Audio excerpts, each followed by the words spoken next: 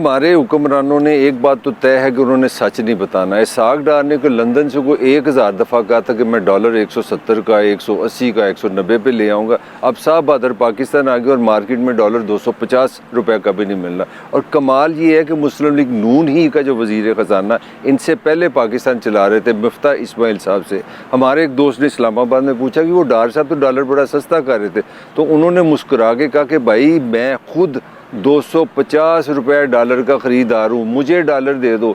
तो ये कब तक ये झूठ हमसे बोलते रहेंगे? खुदा का वास्ता है पाकिस्तानी को सच बताना शुरू करो। और सच ये है कि दुनिया का कोई तरीका नहीं है डॉलर को सस्ता करने का, सिवाय आप अपनी एक्सपोर्ट बढ़ाएं, अपनी सोसाइटी को बेहतर करें, यहाँ से ऐसी चीज़ें बनाएं जो दूसरी दुनिया में फ़रोख्त हो और आपके पास डॉलर हो।